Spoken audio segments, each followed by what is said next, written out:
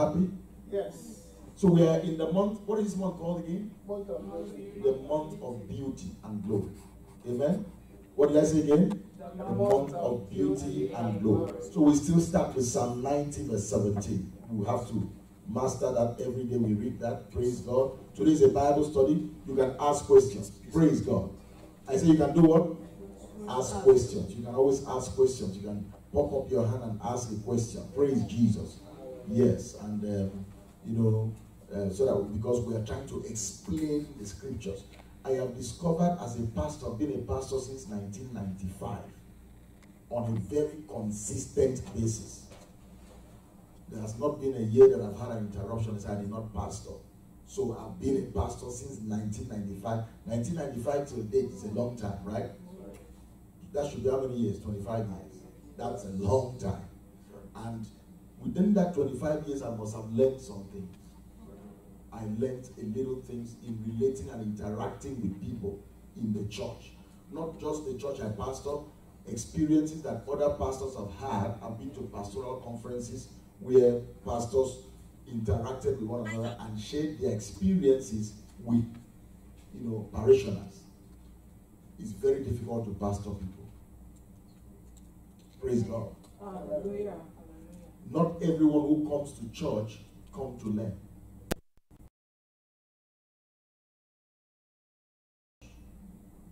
And Satan sends them to church to tear down the church. Praise God. Hallelujah. Yes. There are many people that come to church, they don't want to even grow spiritually. They don't want to know anything about it. It's like school. We have A students, we have D students, we have F students. And many of them say, half of them don't want to learn anything. They just want to come in there to socialize. Half of the people in churches are socialites. Call them what? Socialites. They are there to socialize, form groups and make friends and distract people. I've had that in every church I've ever pastored. Every church I've ever pastored, I've seen those kind of people. And when people go to church and they are serious, you will know them. You don't need a microphone to know them. You will just know them.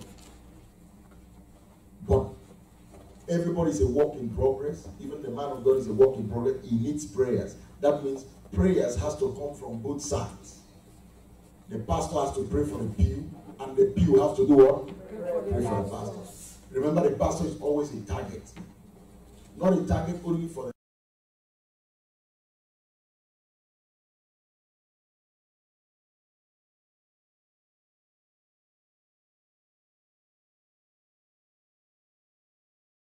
the car, or went out there to beg, or went out there to take somebody's phone number. Praise bystanders. So the pastor is a target. I've seen before how some people got so mad that the pastor, when he started the church, he was driving a Chevy, a small Chevy, very small Chevy, and then within 10 years he was driving in a Bentley, and the neighbors were so angry. And one day they came and pulled over. They were trying to harass the church and harass the pastor. That is stealing from people, and yet they don't go to the church. So there are all kinds of things that happen around. Praise God. So what am I encouraging you to do? The greatest asset that a pastor has, should have, and will always have, are those who come to hear the word and then understand it. And then understand the kingdom of God, how the kingdom of God operates. The way the kingdom of God operates in America is the same way the kingdom of God operates in India. There is no difference.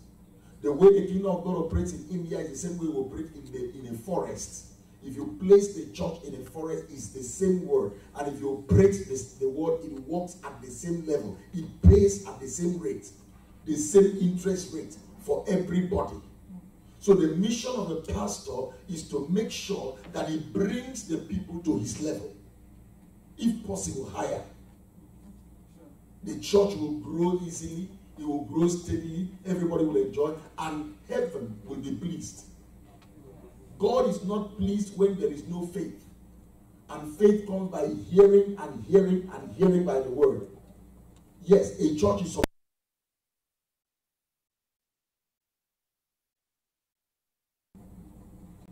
Or you bring singers to keep singing what they want to sing. It's a place where you see people that there's so much to teach in the word of God that if we had another 1,000 years, if we were to live 1,000 years, we cannot exhaust the word. In fact, Genesis 1, 2, 3, you cannot exhaust it in 10 years. If you were to teach accurately from the word of God as a student of the word. Praise God. Hallelujah. I've been around this book for a while and there's still so much that I don't know. And when you see a member say, what is he going to teach that I don't know before? That's an empty vessel making empty vessel. What is he going to teach that I don't know? Empty vessel. Praise God. So constantly learning. So it's the month of beauty. Psalm 90 verse 17. Praise God. Let's read that together. Want to go? And let the beauty of the Lord our God be upon us, and establish thou the work of our hands upon us. Yea, the work of our hands establish thou it. Can I hear amen? Amen. My prayer for us today, this month, is that the beauty of God will be upon us. Amen. When we talk about the beauty of God, we are talking about the multi-dimensional image of God. Yes. That when people see you, not only in your character, but they will also see a reflection of God through you. Amen. Can I hear amen? Amen? That when people look at you, they gaze into you. They can say, when this man entered the room, did you feel a change? A certain kind of influence entered. And then I just had peace that I never had. You enter a place, someone was demonized. The demon begin to scream out of the person. Am I talking here? Yes. Praise God. A demon begins to scream out of the person, say, we are not supposed to be here. Why have you come against us? Or the person rushes to attack you or something like that. And then in the process, lifting his hand, freezes. That's the beauty of God. The glory of God. The power of God. The splendor of God. That you enter a place and you have 5 cents to pay, and you know that every time people go to the counter, you know what I'm saying, the counter to pay, they leave some cents behind, 20 cents, and then the cashiers there keep those in a small thing under here, or someone put it in their pocket, and you went there and you have 10 cents to this ton of things, and the cashier will just be angry and say, if you don't pay that 10 cents, instead of removing the 10 cents in their pocket to add to you, he said, go to the car and bring it if you don't have enough. The glory of God is not on you. But if the beauty of God is on you, you might have $1 left and the person will just pay the $1 for you. Now, many times that has happened to me in places. That's when we talk about these things like this, we have to take it serious. Everywhere we go, Lord, let the beauty of our God be upon me. There was a woman in the Bible called Ruth. Her name was Ruth. Remember Ruth? Yes. The beauty of God was upon her. We will talk about Ruth one of these days before we finish. That in a crowd of young women, younger than herself, that have never been married before, she was a widow. Remember Ruth was a widow? Yes. Remember her husband died? Right. So she's been married before. So she was not like 16 years old. But there were younger ladies married of marriageable age in the place where she was going to work, and yet she was noticed by the owner of the business. Noticed. I love that word, noticed. And then the moment the man noticed her, he gave some instructions concerning her that he did not give concerning other ladies. And he said, everybody here, the guys here, nobody should look at this lady contrary, apart from work. And number 2, I want you guys to walk and leave some things behind for her to pack. So what would have taken her 8 hours to do, she was able to do it in 2 hours. The beauty of God. Say, my Father, let your beauty be manifest in my life. Wherever I go to, I'm thinking these things, I'm desiring these things, God. That wherever I go, the beauty of God will be manifest in my life. I was in Cincinnati.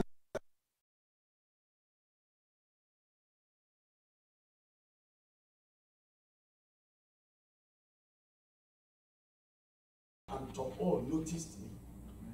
Out of 700 people. And then he noticed me in a place where they were testing cars. They were doing car testing. They were test driving cars. And then he gave me his car, invited me to his company in Lima. I live in Dayton. He met me in Cincinnati. As a boss, he wasn't supposed to be there. But the beauty of God was upon me. Amen. And we've been relating with Tom Hall on a steady basis. Appointed me his chaplain. Every week, I step there to pray every Friday. I've been driving 75 north and south for the last 18 years, every week, at least once or twice a week. Never one day had an accident, never had a flat tire. The beauty of our God. Hallelujah. Can you shout hallelujah for yourself? Hallelujah. These are things that you wake up every morning, you glorify God for. And the only thing you use to maintain testimonies in your life is thanksgiving. You wake up every morning thanking God for health, thanking God for strength, thanking God for peace, thanking God for deliverance. When you do that, the beauty of God will abide on your life. Amen. Hallelujah. Amen. Glory to Jesus. Hallelujah. So this evening we are going to examine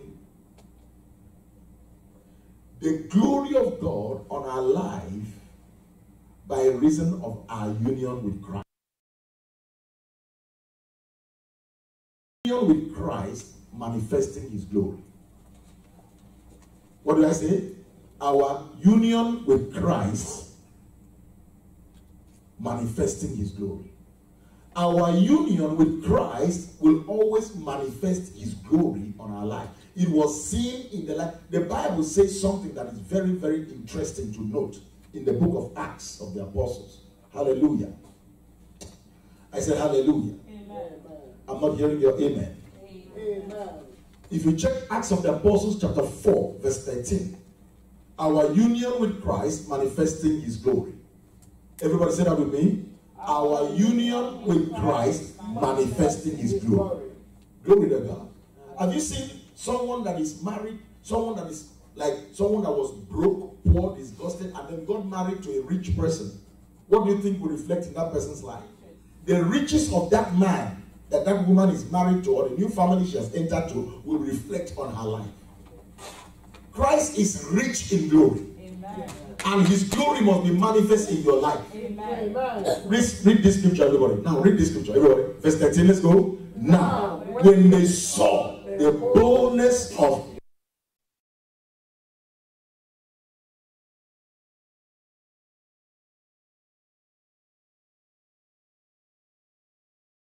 earth, but the same Peter became what? Bold. Where did he inherit boldness from? Christ. He took it from Christ, the Lord of glory. Now look at this. Look at this. Now, when they saw the boldness of Peter and John and perceived that they were what kind of men? They never went to school. They were ignorant men. Look at that. They marveled. And they took knowledge of them that they have BWJ. They had what? BWJ. They had what? BWJ. They had been with Jesus. They had a union with Christ. And because they had a union with Christ, they were reflecting his glory. They took knowledge of them. They said, and by this time, Jesus was long gone. By this time, Jesus had long gone. It must have been 2-3 years after Jesus left. This time wasn't just like 40 days after Jesus left. So Jesus left a man. You know, when I first started reading the book of Acts, I thought that it was just a book that was written in 6 months. Until I came to discover that the book of Acts must have taken a span of 30 years, 20 to 30 years to write. It wasn't just documentation of 6 months. So, if you check now, it was chapter 3. Remember, they received the Holy Ghost in chapter 2, chapter 3, chapter 4. This is chapter 4. So, the memory of Christ was, the image of Christ was still fresh in their memory. Even though Jesus Christ left 5 years ago, they still remember the things that Jesus Christ used to do. So when they now saw other people reflecting it, they themselves, remember, these people, the only reason why they are acting like this is because they have been with Jesus. People will notice you that you have been with Jesus. That you not just go to church, but you reflect his glory. You manifest his glory. Hallelujah.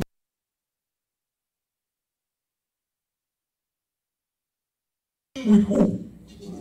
But if you check Colossians chapter 3, verse 4, what does he say? In Colossians chapter 3, verse 4. We have a lot of scriptures to read today. Our union with Christ.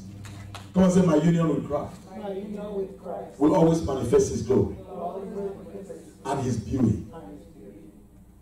When Christ, who is what? Our life, shall appear, then shall he also appear with him in glory. So we are always supposed to appear how? In glory. We are always supposed to appear how? In glory. Glorious manifestations. Glorious manifestations.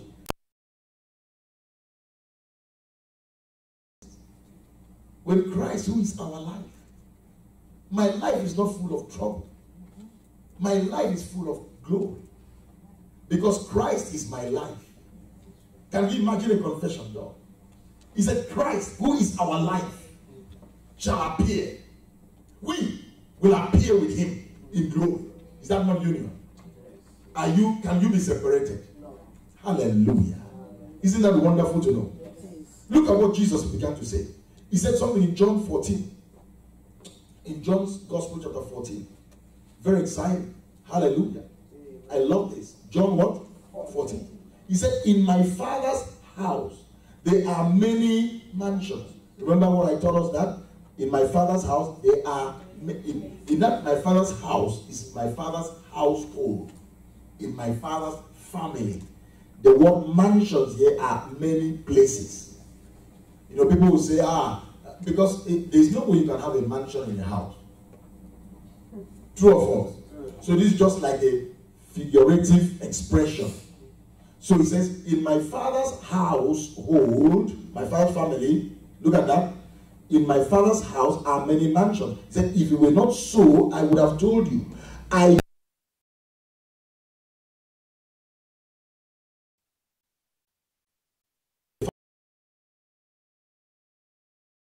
Hallelujah. Amen. I go to prepare what for you? A place for you. Hallelujah. Look at that. Then he now says verse 3. He said, and if I go and prepare a place for you, I will come again and receive you where? Into myself. Into. So now he will now have a residence in you. Hallelujah. Now may the grace of our Lord Jesus Christ, the love of God, the fellowship of the Holy Spirit rest and abide with us now and forevermore. No, this, how they always say, how did they used to say that thing? There's something that has to do with the house of God in that grace, when they say the grace. You know, we've not said it in a long time. The grace of our Lord Jesus Christ, the love of God, and the sweet fellowship of the Holy Spirit rest and abide with us all forever. Amen. Amen. Praise God. There's something I was looking for, you couldn't pick it up. Is it in the Lord's Prayer? The house of God, something about the house of God. Actually, we are the house of God. Amen. Amen. We are the house of God. We are his temple. Somebody say, I'm the house of God. Look at what Jesus Christ said in verse 3. He said, and if I go and prepare a place for you. You see that? I will come again and receive you unto myself. And where I am, in other words, who I am, where I am, who I am, look at that. There you may be also.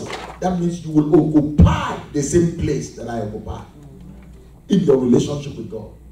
This is very, very powerful. And then look at what Philip said to him in verse what? Verse 8. Philip said unto him, look at verse 8. Philip said unto him, Lord, show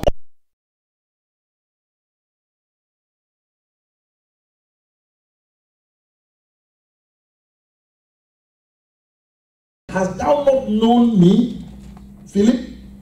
He that has seen me has seen the Father. And how sayest thou, show us the Father? Look at this. Believest thou that I am in the Father? I am where? In the Father. And the Father in me.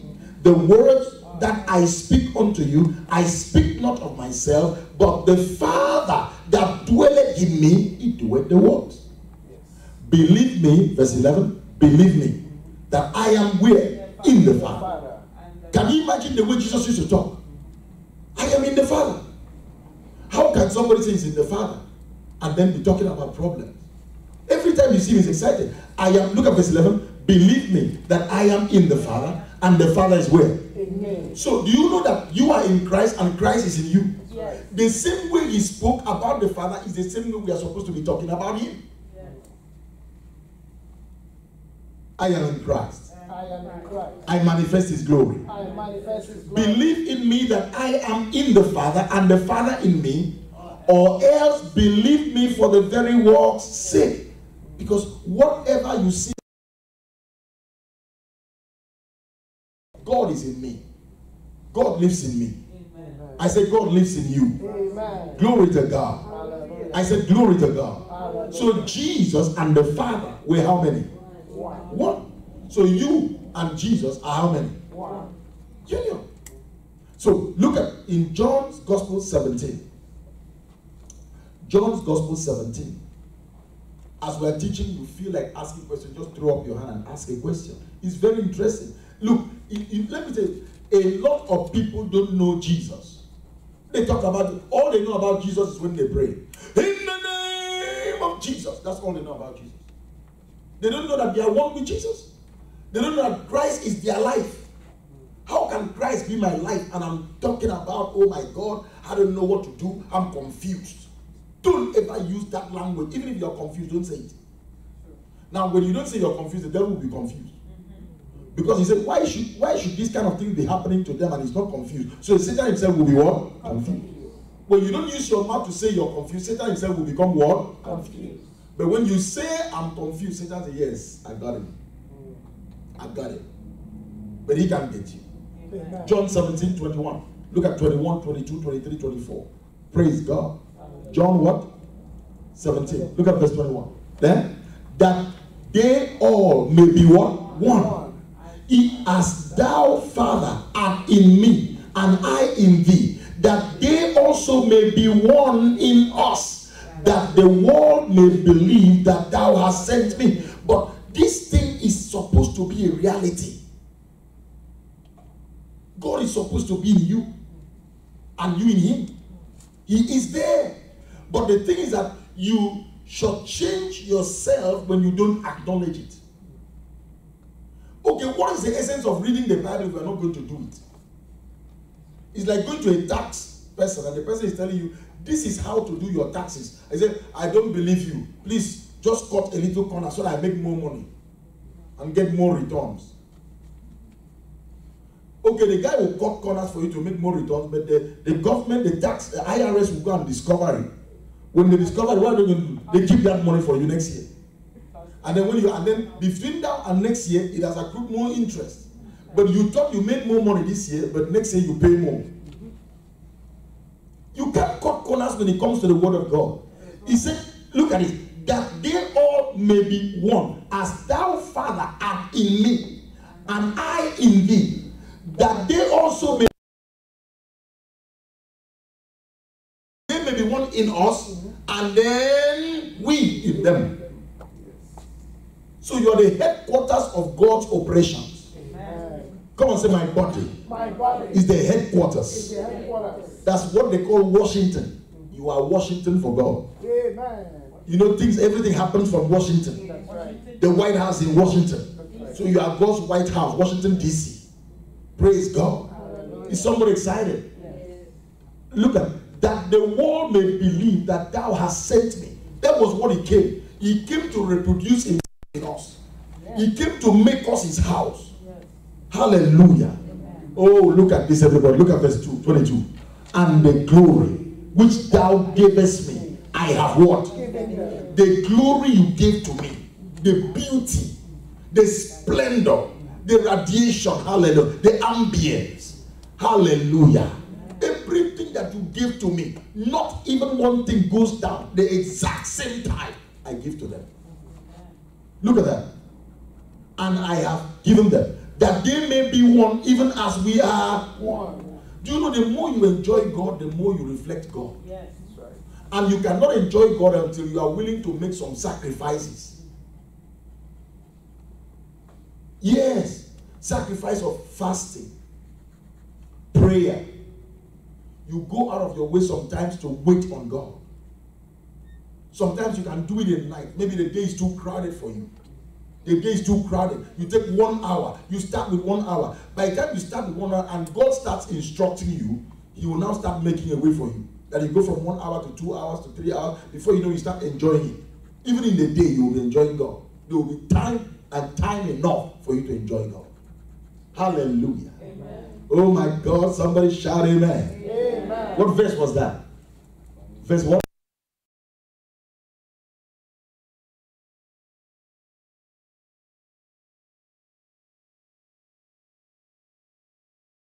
And hast loved them as thou hast loved me.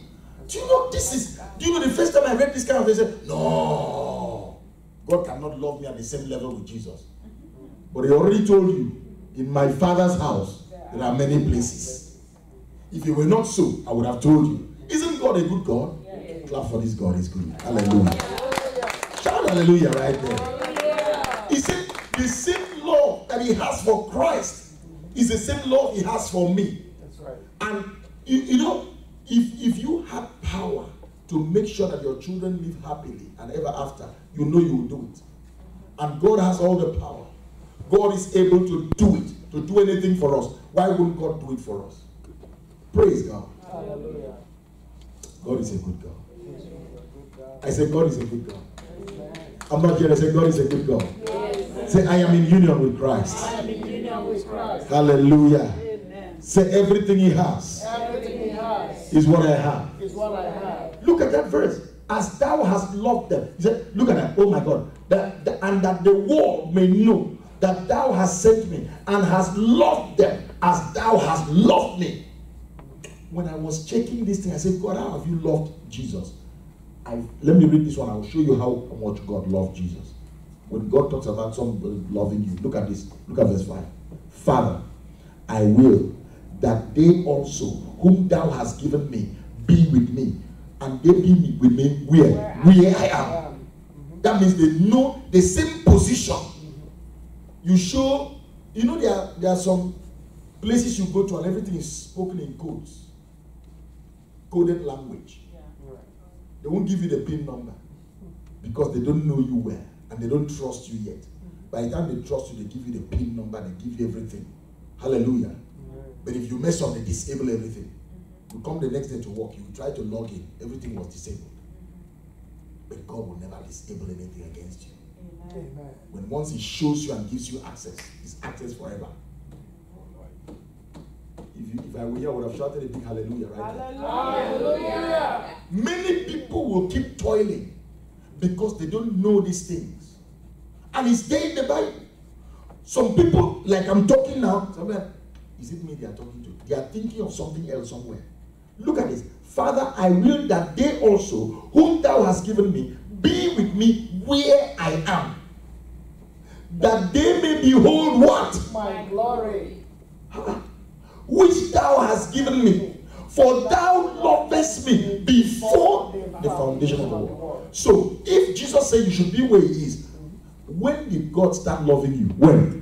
Before the foundation of the world. Shout hallelujah for that. Hallelujah. So before your problems came, God had already loved you. That's right. Praise God. Hallelujah. I'm excited to hear that. Say thank you, Jesus. Thank you, Jesus. Hallelujah. Hallelujah. Say thank you, my Father. Thank you, my Father. If you go to John chapter 5, because remember, He said, these things I want them. The exact same way you love them. Hallelujah. Go to John chapter 5, verse 20. In John chapter 5, I was trying to show you how much the Father loves us. Look at verse 20.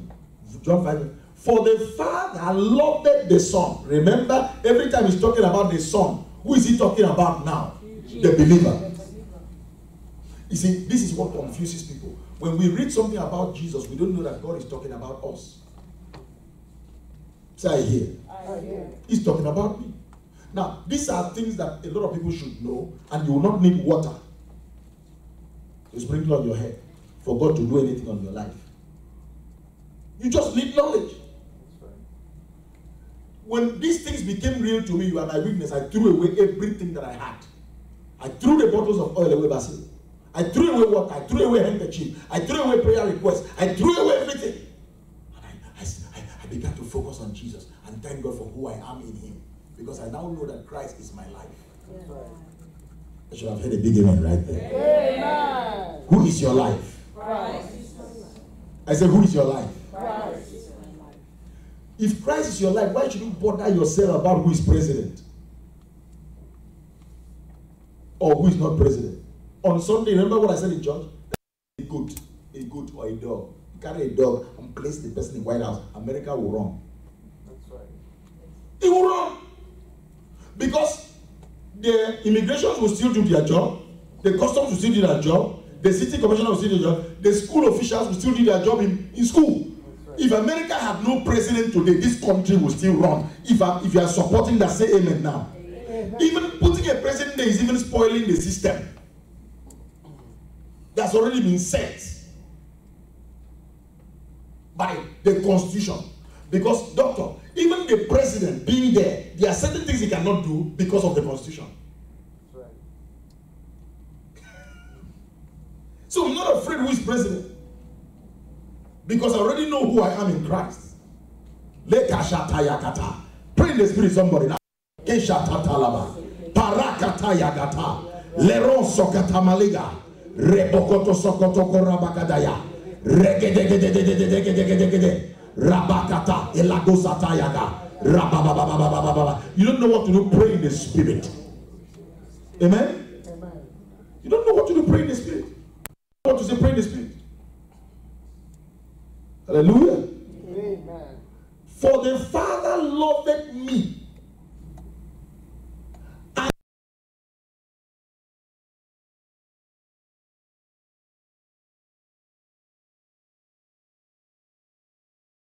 To do what? Marvel. That's the love of the Father for us. There is nothing hidden from us. Because Jesus Christ said, listen to me, I will that they may be where I am. What position did you occupy? The Father showed him everything.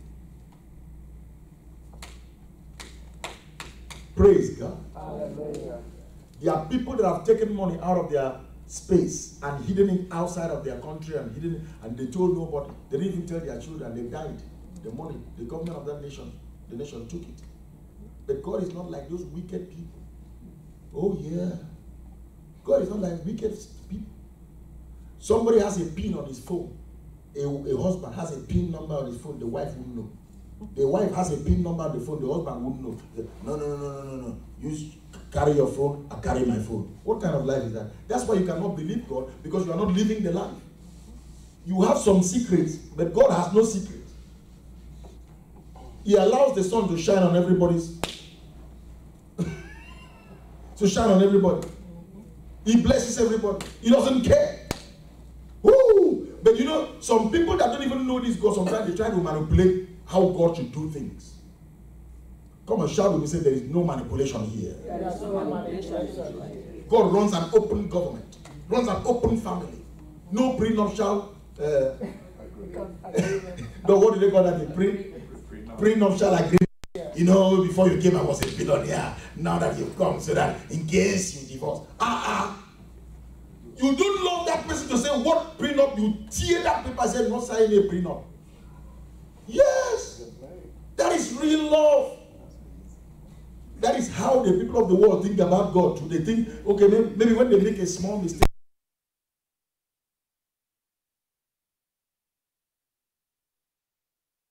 introduce God to you and transform your mind and renew your mind and give you the new life. So you can be praising God freely. But instead of the no. Do you know what pains me most? Even God will show people something they won't show another person. And that other person, when you actually even show them what God has shown you, they won't believe you. They will think you want to steal from them. But you are trying to help them. But they actually think you want to steal from them. The glory of Christ is mine. Look at the way you are looking at me. The glory of Christ is mine. The glory of Christ is mine. The glory of Christ is mine. The glory of Christ is The mine. life of Christ is mine. The life of Christ is mine. Can I keep reading the Bible? Do you see that? Marcos akatele gazikatala magazitalene muzika bataya galado shatayaga. Do you see what I'm talking today? That if every pastor was opening things up to people like this, the pastors will be freer, they will be richer, they will be 10 times richer than what they are. They will be more blessed. Because by the time you allow everybody to soak in their mind, they will be freer to give to you. They will not be afraid giving to you because they know it's going to come from God. But when you are teaching them, you need to be wise. The grace of God on my life, if you're not careful, I block that grace from coming to you. Be careful in this church. I can block the grace of God and not touch your life. And you die after 3 days. What life is this? Intimidating the people of God. I can close your heavenly account. I went to a church, I heard a pastor say on a wedding, some people were walking around when he was preaching. He said, who are those walking around when I'm preaching? I can shut down your heavenly account.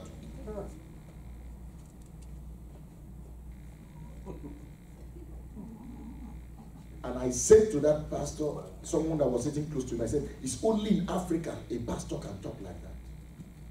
In America, he will be sued. Or they will abuse him openly. And they will leave the church and bring a scandal against the church. And God will not defend them because you opened the way for the devil. Are you supposed to shut down somebody's account or supposed to even open it? Teach them. Show them what God has opened for them. Not even what you have opened. What God has opened for them, because you don't even have authority to open. It's only God. And He has opened it freely for everybody. Come on, shout, I'm in union with God. I'm in union with God. Inseparable. Inseparable. You and the Father are one. You carry God. God carries you. Read this scripture. For the Father loved the Son and showed him how many things? All things that He Himself doeth. And He will show him greater works than this, that you may do what? Marvel. You are a marvel to your generation. Amen. Look at verse 21, verse 22, verse 23, and verse 24. I love it. Look at 21. For as the Father raiseth up the dead and quickeneth them, even so the Son quickeneth whom He will. That word quickeneth is give life. God gives life. And He has given us life. For the Father judgeth no man, but hath committed all judgment unto the Son, all decisions. Do you know that God can allow you to make a decision and He will honor it? And that decision will be quickened in you by His Spirit. That's right. Not you taking a decision in anger. As many as are, no. The steps of a good man, they are ordered by God. And He delights in His way. That delight must be of God. So He will really want to quicken it in you, and then you now act it out. Something just happened, boom, you know what to do, and you just did it by the Spirit of God inside of you. Something you never even thought about. And then in the eyes of everybody, God will honor it. And everybody will be clapping for you and thinking that you are a superstar. But when they are clapping for you as a superstar, you are pointing at God. Don't allow them to praise you. Tell them to give glory to God. Somebody shout, I'm superstar. In God. In Christ. Look at that. He said that all men should honor who? The Son. Even as they honor who? The Father. Look at that. He that honoreth not the Son, honoreth not the Father which hath sent him. Verily, verily, I say unto you, he that heareth my word and believeth on him that sent me hath what life? Everlasting life. And shall not come into condemnation, but what has happened? He has passed from where to where? From death to life. Shout two hallelujahs right now. Hallelujah. Praise God. That's where we are. Where you know we got. Now, do you see, Mama Gloria? Are you feeling that as I'm teaching now, your understanding is coming alive? Energy is coming into you. Boldness is coming into you. And with what you just heard now, you can say, Satan, wrong address. You know you should not function around me. Die in the name of Jesus. And you fight the devil instead of people. And when you seek ignorance around you, you say, Father, open their eyes of understanding the same way you open mine. Woo! I'm excited. I'm not hearing I say I'm excited. What verse are we? I say I'm excited. Have you passed from death to life? Yes. Can you talk about death or you should be talking about life? Life. Look at verse 26. The same scripture. Verse what? 26. 26. For as the Father had life in himself, so had he given unto the Son to have life where? In himself. Every tissue in my body reproduces itself. Hallelujah. Regenerates. Hallelujah. Comes back alive. It wears out, it comes back alive. Look at it. And had given him authority to execute judgment also, because he is the Son of Man. Say, I have authority. I have authority To execute judgment. to execute judgment. Yes, you can bind the devil and he will be bound. You know, all these things I'm reading is for the believer. Because Psalm 102 verse 18, David had seen it long time ago. If you check Psalm 118 Psalm 102 verse 18, Amplified version, you see what David was talking about in the Amplified version, talking about the new creation in Christ. Psalm what? 102 verse 18. He said, let this be recorded for the generation yet unborn, that a people yet to be created shall do what? Praise. We are those people yet to be created. At that time that these guys were alive in the Old Testament, these people, to be born again means to be recreated in Christ. What does it mean to be born again? To be recreated in Christ. Those people have no problem. God resides in them. God does everything for them. They have nothing to do but just to be praising God. He said, these things you see, the Father does them in you and it makes you marvel. The same thing he was doing in Christ is what he does in the believer done. That a people yet to be created shall do what? Praise. Can you praise God? Let me hear you praise God. I said praise God here. Hallelujah. Some people are ashamed to praise God. I said praise God. I said praise God. Hallelujah. Glory to God. Hallelujah. Say thank you, Jesus. Thank you, Jesus. Glory to God. Hallelujah. So the reality for a believer is who he is in Christ, what he can do in Christ, what he knows in Christ. Hallelujah. Who he is, what he can do in Christ. I am what the word of God says I am. The word of God is not letters. The word of God is a person. When you read that person, you are supposed to become that person. That's the only reason why we read the word. We become. We become. A lot of things would have been thrown out of the church if we have become. We have what? Become. Oh, Gloria, I'm enjoying myself. I'm enjoying myself. Myself and my daughter, we arrived at church here. She started class. She did had a class at 9:30 to 10:30, I think. We arrived at church before 9 or by 9. I've sat inside that office. I've not stepped out anywhere since morning. Doing what? Studying, reading, finding out who I am, talking to myself, speaking who I am, not eating. Just took a bottle of water, mixed it with Coke, drank it, so I have a little energy to come out here. Blessed and drank, and I came out and sat down here. That's how I'm not thinking food. And the way I'm feeling, I can stay like this for the next 30 days. Praise God. Hallelujah. My mind is how I can become. I want to become. I want to, now, I want it to be a reality to me. Just like it's so real to me that I am an American. It's so real. I remember the day I had my swearing in, 2011, downtown, when I lifted my hands like this in that courtroom. There were only 6 of us in that room. I did not care how many people were there. The judge sat there. And when I made that declaration, and I made that declaration, and they said I was, and they gave me that certificate, I was so happy. It was just like I was born into America. It dawned on me, bam! My accent notwithstanding. When I enter, anytime I step out and come,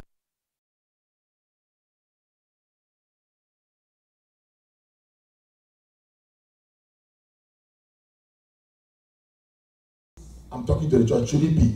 Yes. I say, should it be? Yes. Amen. Amen. Come on, shout amen. Amen. Look at this. In 2 Corinthians chapter 5, if we read verse 16, 17, 18, 19, look at this. Look at this. Look at this. Consequently, everybody, please look at this. Consequently, from now on, we estimate and regard no one from a purely human point of view in terms of natural standards of value. No. Even though we once did estimate Christ from a human viewpoint and as a man, yet now we have such knowledge of him. We know him no longer in terms of what? The flesh. We don't see him as the man of Galilee anymore. The man that was from Jerusalem. We now know him as the spirit and the power and the character of God. And everything God has said about him, those things, we don't just think about it from a human point of view. We think of it as in terms of a family culture, which Christ as human has brought us into. Amen? Amen. Did you see that scripture there? If you read that, so he now says, because of what he says in verse 16, don't look at Christ from a natural standpoint anymore. The man from Galilee, the man who was born in Nazareth. He said, therefore, if any person is engrafted in Christ, where? Someone said, in Christ. In Christ. The Messiah. He is what? A new creation. This is the people that David said they were yet unborn. This is now. They are born now in Christ. Look at this. He is a new creation. A new creature altogether. When he says altogether, it means flesh and spirit. Any side you look for the person is a new creature. What did he say? The old, previous moral and spiritual condition have passed away, has changed. But some people don't want to accept. Hey, I know I'm born again, but I'm still going through some trials, and the thing is still weighing me down. I'm depressed. No, you're not depressed, you're impressed. He said, has passed away. Behold, the fresh and new has come. This is what every believer should know. What is that fresh and new that has come? The moment you are able to know this, you will always reflect the beauty of God and the glory of God everywhere. When you are sick, you lay hands on yourself. Can you imagine some people who go to YouTube and sit down, a pastor is praying, you carry your bottle of oil and they pray, they open the oil and say, pray. They are praying from YouTube, they say, hey, they lift up the oil for the pastor to pray, let the blessing enter the oil that they are holding on this side. And the pastor must have been praying from somewhere, maybe in South Africa somewhere. And then they are lifting up the oil, and then they drink a little bit. What is that? And you believe that God has entered that bottle.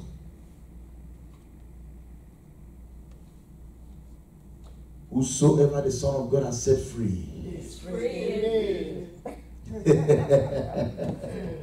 Oh my God, somebody shout hallelujah. Hallelujah. Come and say with me, all things have become new. Did you see that word? Therefore, if any person be in What does that scripture say? Philemon chapter 1 verse 6. In Christ. New King James, sir. King James. That the moment you are now in Christ, your communication changes. Your communication changes. He said that the communication of the faith that you now have because you are in Christ might become what? Effectual. By you always doing what? Acknowledging every good thing which has now entered into you because you are where? In Christ. So that everything in Christ is also what you have. Everything in Christ is what I have. His position is my position. Oh my God. When I mention something, shout it. His position It's my position. His glory, It's my glory. His spirit, It's my spirit. His power, It's my power. His anointing, It's my anointing. His vision, It's my vision. His It's hands. my hands. So you can now lay those hands which are now His Right. on the sick. And what will the sick do? Recover. Recover. In Jesus' name. You see, in fact, this scripture here is the most powerful scripture in the entire Bible. Yet many pastors will not quote this scripture every Sunday. Let everybody know it. Even if you read this scripture every Sunday, you should be excited.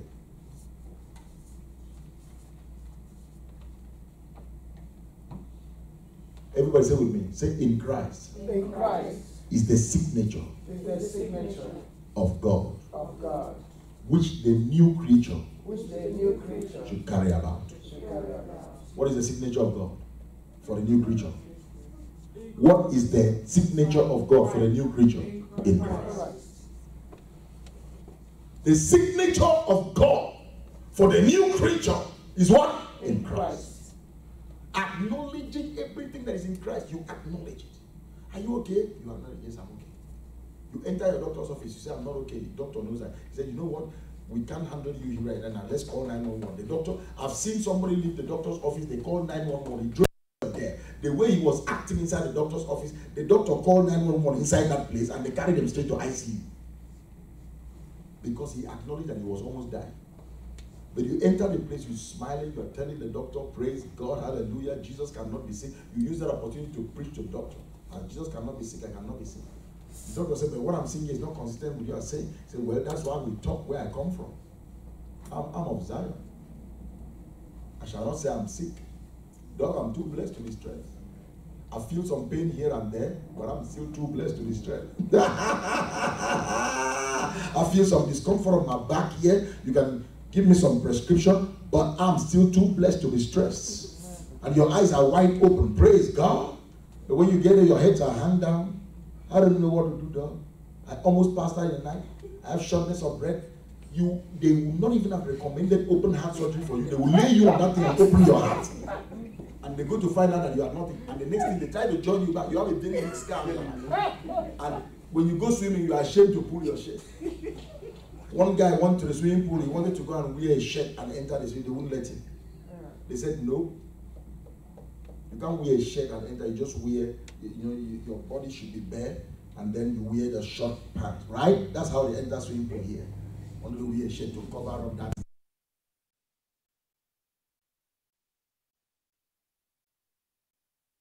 Ever hang down your head?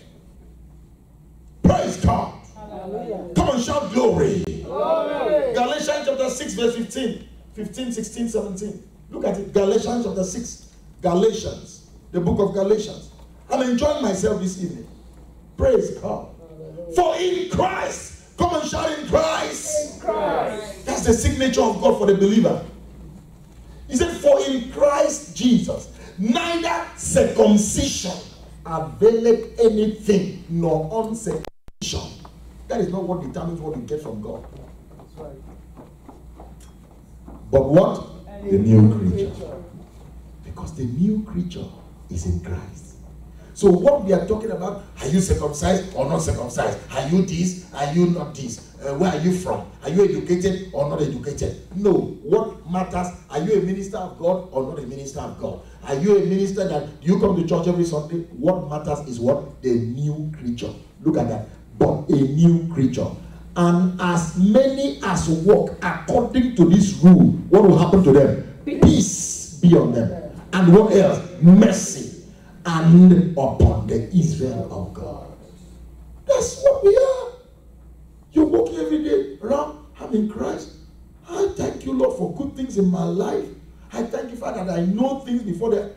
I was telling one of my friends today and he was screaming, Leo, don't say that thing again. Don't say it, don't say it. I said one day the internet will shut down. It will shut because it is a God to people now. Then he said to me, what are you talking about? I showed him, I took him back to 1 Kings chapter 17. When rain was gone and everybody was worshiping Baal, Elijah came out one day. Look at what Elijah did. He said to the king, before God whom I stand, it will not rain for 3.5 years. Can you imagine that everybody depended on agriculture?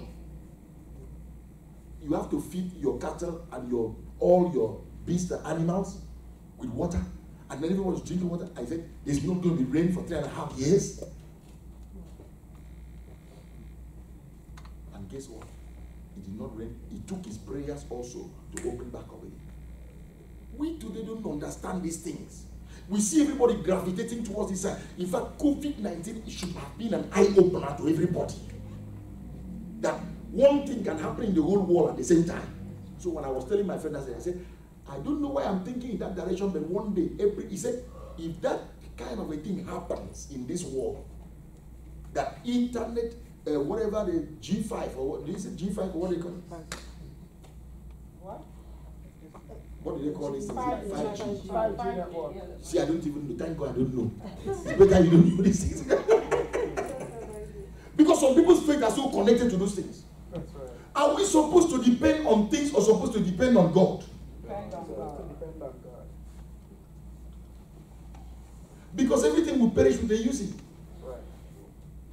Even those things that they are firing into space, Dr. Abraham, those ones that work with NASA, they see those things. One day, the elements will get mad and say, why are you firing things into us? We have no space, and start kicking them back to the air. That is when people start crying and say, oh my God, my God. So we that know Jesus should start walking with Jesus as if those things don't exist, and still be depending on God to tell us where to go, how to go. Even when Elijah had prophesied that there should be no rain, you know what God did to him? He showed him where water was. When God showed him where water was, he went to the place and drank the water dry. And then when he drank it dry, God now showed him another place that he went and sustained himself for 3 years. The other place was 6 months. And then the woman had just a bottle of water, a cruse of oil, and a piece of bread to eat and die. But that sustained them for 3 years. That is amazing. Yes. And people are thinking that the life of the miraculous depends on technology.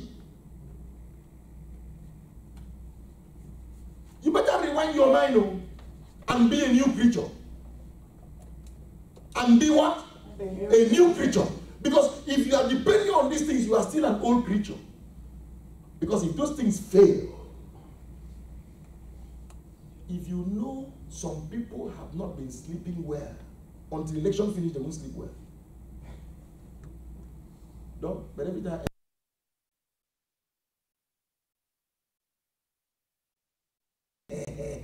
Praise God. When you hear somebody snoring, don't be angry with them. They are snoring in Christ. Leave them. Yes, dear. I'm coming. Please. Look at this. Everybody, read that scripture. Basil, look at this scripture we just read. He said, what does not matter to God is whether you are uncircumcised or not uncircumcised. Look at that one. He said, from henceforth, let no man trouble me with any evil news. Yes, sir. Don't trouble me again. Somebody say, I refuse the troubling. I refuse the troubling. For I bear in my the marks of Christ. That means no matter what you do, it won't affect me. Don't look at it yet. Look at it yet. Don't bother yourself about me. I'm too blessed to be stressed. I'm not hearing I'm too blessed to be stressed. I'm too blessed to be stressed. I'm not hearing I'm too blessed to be stressed. I'm too blessed to be stressed. Give me this scripture in Amplified. Start from that verse 15 to verse 17. Amplified version. Let us look at it. Isn't this? Oh, excuse me. Are you not receiving some powerful nuggets, and the Spirit of God is entering you like fire? Your eyes are being enlightened. Right. Boldness is entering your heart. Look at this.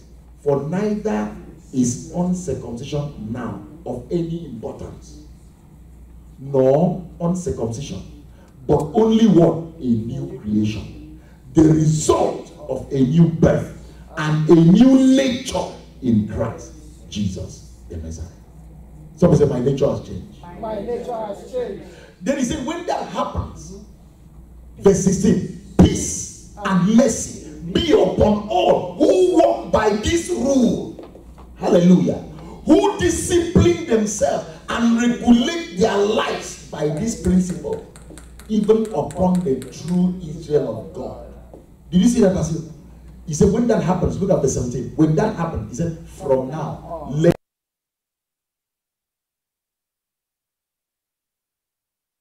vindicate my apostolic authority and the divine truth of my gospel, for I bear on my body the brand, marks of the Lord Jesus, the wounds, scars, and other outward evidence of persecution. This testified of his ownership of me. So no matter what change, I cannot fall like the wall. Hallelujah. Yes, sir. Amen. Yes, sir. Somebody say, yes, sir. Yes, sir. Yes, sir.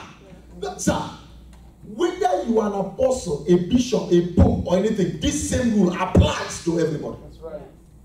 Nobody is more important than any other person in the body of Christ. All your job is to show me these things. And it's my job to now go back home and meditate. You mean this applies to me? I cannot be troubled about any circumstance again. I'm too blessed to be stressed. Come on, shout hallelujah here. Hallelujah. Hallelujah. Anything not in Christ is not of God. Yes. Say that with me, everybody. Anything not in Christ is not of God. Say it again. Anything not in Christ is not of God. Hallelujah. Praise God. Look at Colossians chapter 2 to 10. My God, I wish we can keep it this amplified a little bit. Yes, sir. Let's look at it. And then we read King James if we need to. Look at this. Colossians chapter 2. Everybody look at it carefully.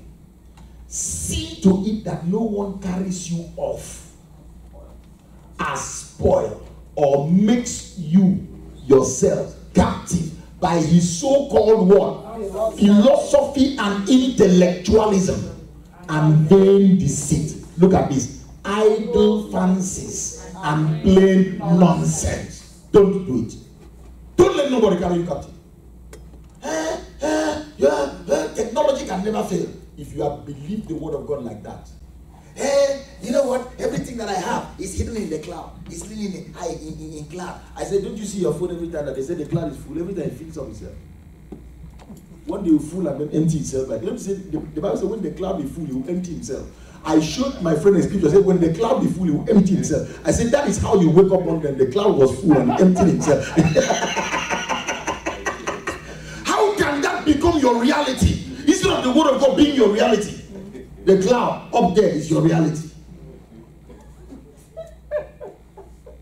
Hey, if we believed half of what we believe in the world, in the church, we will finish service like this, we'll close the door like this, all of us will disappear and go home. We will not need to go through our cars. Already they are proposing, technology is proposing that cars are going to be driving themselves. Already there are some cars that drive themselves now. I entered one. My friend has that Tesla. He came here, took me out, went on the highway there. My God, pew, disconnect everything. The car is driving itself. But we didn't have confidence because I said, I don't want to die. After 5 minutes, I said, please hold the steering side, please. I have seen what I wanted to see. That's enough. Please leave the steering.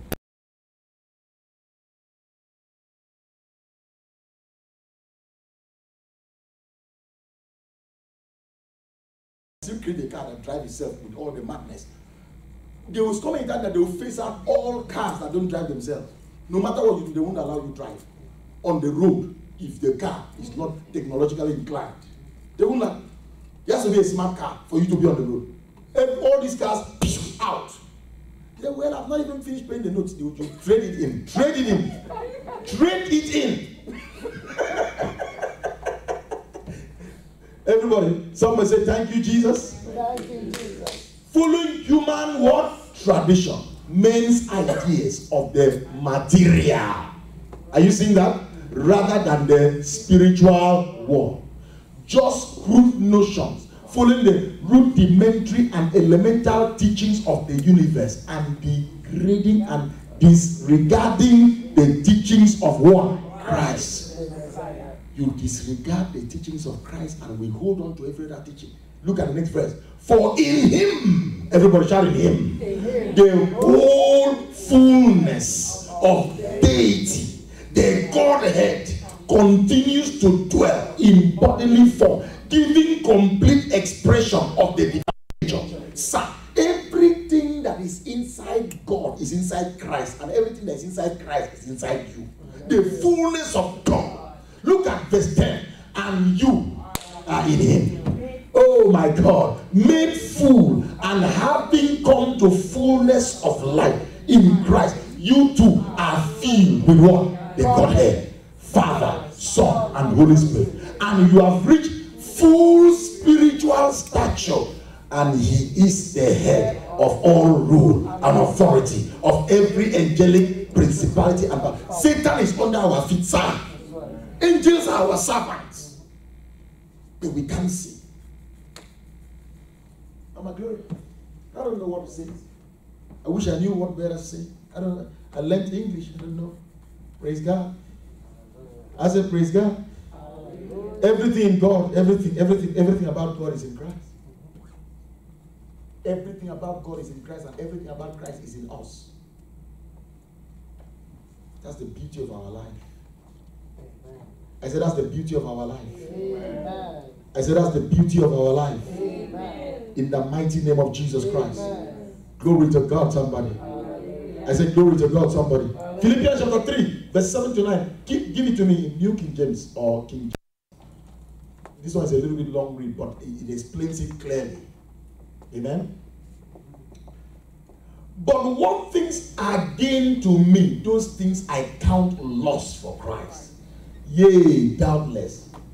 And I count all things but loss for the excellency of the knowledge of Christ. That means I would rather learn about God and learning about Christ than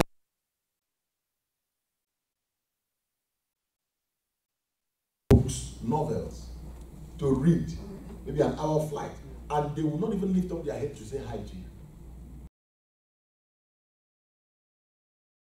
Reading that book, some of them maybe not reading, just looking at the page. And you yourself cannot carry your Bible inside there and be reading. Even if it's one verse, you read it and meditate. Before I get to that place I'm going to 1 hour, I must make sure that I meditate on at least 10 verses. I memorize them. He said, you're bringing me an iPad. Let me just watch some movie from here to that place so that I will know. And they ask me 5 scriptures in your head, you don't know. Look at it here. Look at it here. Yea, doubtless. And I count all things what? But loss for the excellency of the knowledge of Christ, Jesus my Lord. For whom I have sought the loss of all things. And I do count them but what? Done. That I may do what? Win Christ. Look at verse 9. I love this. I love this. Look at verse 9. That I may win what? And I win Christ and be found in him. Where should Satan see you anytime? Shout in Christ. In Christ. What should your language always reflect anytime? In Christ. And be found in him, not having my own righteousness, which is of the law, but that which is through the faith of Christ, the righteousness which is of God by faith. Shout, I am the righteousness of God. I am the righteousness of God. In Christ Jesus. In Christ Jesus. Hallelujah. Did you see that 2 Corinthians chapter 5, verse 17? Give me verse 17, 18, 19. I love it. He says, stop. We still talk about that Christ that was walking around the streets of Jesus. No. This is a different Christ we're talking about now. Dog. Sir, this is a different Christ we are talking about now. In the Bible, there are 3 Adams. How many Adams? 3. The first Adam is in Genesis 1, 2, 3. We see the Adam that was a living soul. Correct? Right. Then Jesus Christ came as the second Adam. Praise God. He came as what? He came as the second Adam. He was an incarnate. He was Christ, incarnate God. God man. God as man. Incarnate. So he came to show us how the other Adam would have, and then the sacrifice of this Adam produced the third Adam, which is called the last Adam, which is a quickening spirit. That spirit now is what God has given to every person that is a believer. That's the spirit of Christ, the spirit of the last Adam, which is the life of God. The quickening spirit is the life giver to every believer. So we have the life of God because of the last and the final.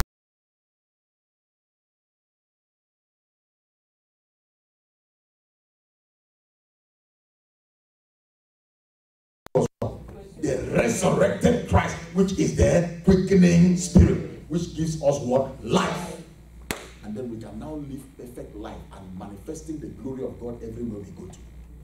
Can I hear a shout of hallelujah? Hallelujah. How can you need oil? How can you need bottles of oil to validate the life you have? A lawyer does not need oil to make sure to validate that he's a lawyer, even if he doesn't wear lotion. I've seen a lawyer that went to court very angry to win a case. He did not even comb his hair. He went in there and was discussing law. He discussed some law. Hallelujah. The judge was afraid and won the case and delivered his client. And he gave the other person permission to appeal the case. And even the judge told him that if you appeal to any court, you can't win this case. Leave it alone. And we, the believer, cannot defend our faith. That we belong to Christ and Christ belongs to us. I was lying down, the devil was making noise in my house, and I heard something there, quick, and then I couldn't sleep. I had to run to my neighbor's house to sleep. What? Me? Run to my neighbor's house? No, I will run that devil out of my house. Look at this. Therefore, if any man beware in Christ, he is what? A new creature. All things are what? Passed away. Behold, all things. How many things? All. What are the all things? All. Become what? New. Your life, your strength, your grace, your anointing, your purpose. Look at verse 18. And all things are of God, who hath reconciled us to himself by Christ Jesus, and has given to us the ministry of reconciliation.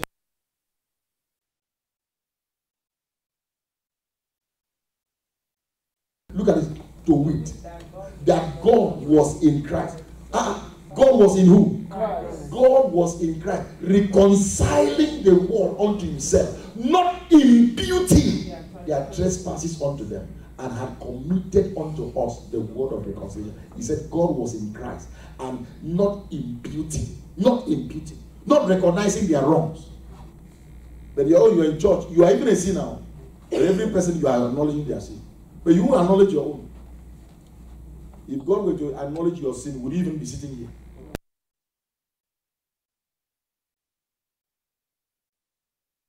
Yeah. I'm not hearing. I say, praise the Lord. Hallelujah. Say, thank you, Jesus. Thank you, Jesus. Hallelujah. Somebody say, I'm hearing something. I'm hearing something. Say, my life is changing. My life is changing. Glory to God. I said, glory to God. Hallelujah. We found where? How many Adams do we have in the Bible? 3. The first Adam, right? Yes. Genesis 1, 2, 3. Then the second Adam, which is where John 1:14. You see, they said the word became flesh and dwelt.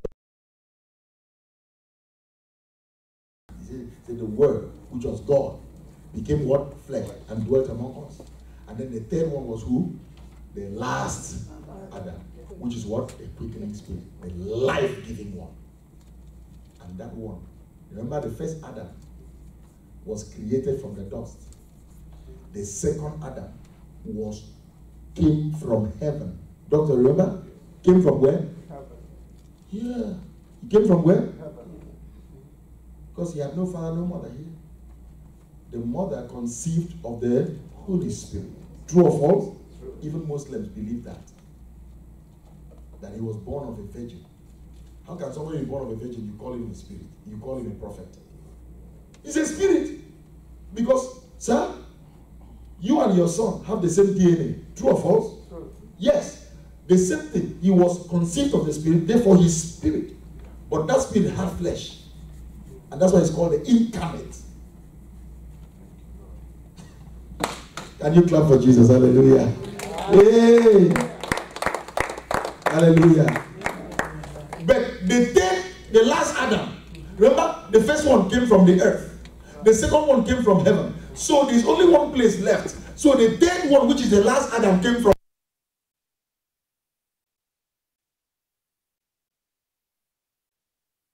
Was he not in hell? And he rose from the dead, from hell. And then from hell, boom, he came out with the life of God and gave that life to every one of us. So the first one came from where? Earth. The second one came from where? The third one came from where? That's when he shut down the power of hell, showing hell that he has no power over man.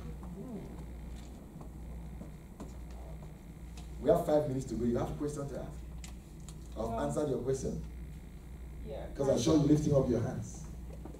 Yes, I was just going to ask that in the body of Christ, there's this common notion that, you know, I understand evil communication corrupts good manners, and as Christians, we're also supposed to go and preach the gospel to people.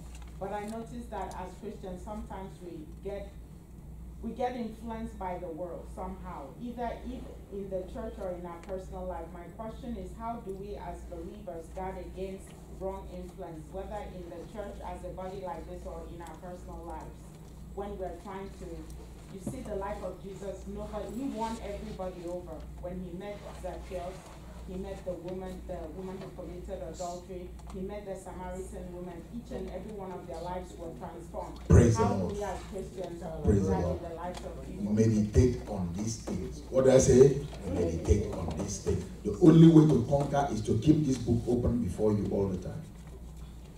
You are in church, you are always learning, and then being ready to practice what you've learned. Praise the Lord. Look, be ready to lose relationships when you know that they are trying to bring into contempt what you believe concerning eternity, eternal life in God. Be ready to lose any such relationship. It's very important. Delete some people from your phone.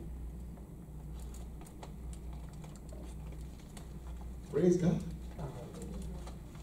One thing I learned from Basil, he keeps his phone in permanent silence. You know, when you're talking with your members, you learn from them. Basil keeps his phone in silence permanently. So sometimes if the phone rings by mistake, if he sees it, he answers it. If he doesn't see it, doesn't bother him. But some people are bothered and say, today I didn't even have any call. Oh, since I didn't have any call, let me look for somebody to call. No, yeah. Let me look for somebody to call, and that person will pollute your mind that day. Do you know where Paul learned all these things from? Because Paul is the only one that wrote these things in Christ. Paul, Peter didn't speak much about it. James, John, all the disciples that saw Christ never really spoke about this last Adam, his life in the believer. Paul went back to the book of Isaiah and learned this thing from just one chapter, produced everything that you're seeing in the New Testament. One chapter, Isaiah 53. Let's read it. Isaiah 53. That's where Paul learned it from. Because everything you're going to see in the New Testament is from that verse. Isaiah 53. Let's just read from verse 1 to 6 because of time. Look at it. Isaiah 53. Who have believed? This man saw this thing many, many years ago before Jesus even came. Isaiah. Is he not the one that said, unto us a child is born? Unto us a son is given? And the government shall be where? Then he now came and wrote about the death. Because he wrote about the birth, and he wrote about the death, and he wrote about the inheritances of the believer after Jesus Christ resurrected, the last Adam. He wrote it here. Who have believed a report, unto whom is the arm of the Lord revealed. That arm of the Lord there is the Spirit of the Lord. Verse 10. For he shall grow up before him as a tender plant, and as a root out of what? Dry ground. He had no form nor comeliness. And when we see him, there is no beauty that we should desire him. He had to strip himself that beauty so that you can have that beauty. Come on, shout, I have beauty. I have beauty. Look at that, verse 3. He is despised and rejected of men, a man of what? Sorrows, and acquainted with grief.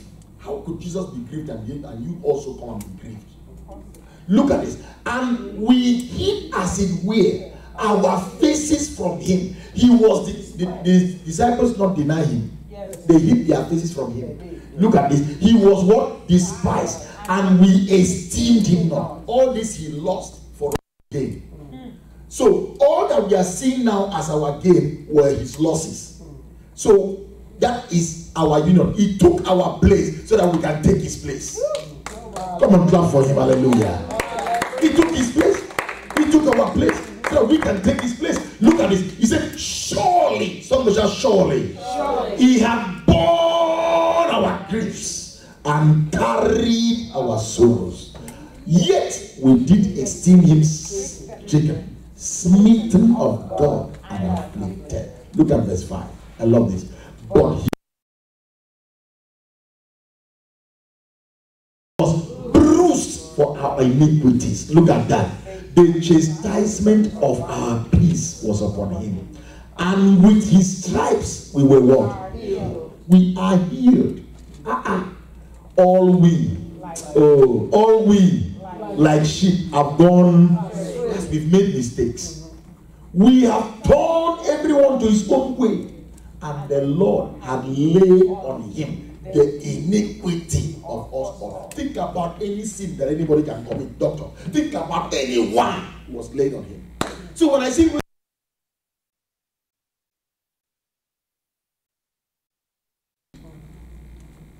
if you pray and say, Father, open his eyes to know, because if we were to go into the life of Paul now, oh, I wish I can read it now. Time has gone. And you see Paul lining up who he was, and then finally calling himself a chief sinner. He said, in spite of all this, God still had mercy on him because of this verse. He said, God had laid on him the iniquity of us all. You can use this scripture to pray anybody out of sin. You can use these verses to pray anybody out of sin. Somebody wants to kill you, you can pray him out of that lifestyle. People were praying this prayer and Paul got born again. Paul said, I was not disobedient to the heavenly vision. We were on a mission to Damascus to go wipe out the church and all those who were of this way, the faith. But as we were going, there appeared a light from heaven. That light was brighter than the daylight, the day sun, the daylight sun. It was brighter. He said, and we all that were going on the entourage fell to the ground. Bam! And I only heard a voice. He said, oh, King Agrippa, I am not disobedient to the heavenly vision. I wish you could be like me today. People of God, I pray that that light will shine in our communities. I pray that that light from heaven will shine in our schools. I pray that that light will shine in the truck stops. I pray that that light will shine in the malls everywhere, in the streets, in White House. I pray that that light will shine again. And when people have an encounter with that light and hear the voice, the beauty, our streets will become beautiful again. Yeah. The police will stay for 6 months. They have nobody to arrest. You know, say, what is going on? They have nobody to give tickets. Do you know that there is coming a time that these things, oh my God, oh, I said, do you know there is coming a time that these things will happen?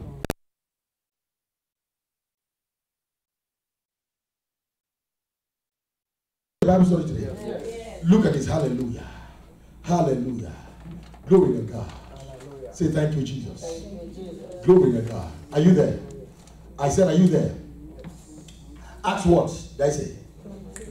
Verse 8. Look at verse 8 to 11. We are going to rush this. My God. I'm going to still read it again. I'm thinking on Sunday or so, maybe next week. But look at this. And I answer, who art thou, Lord?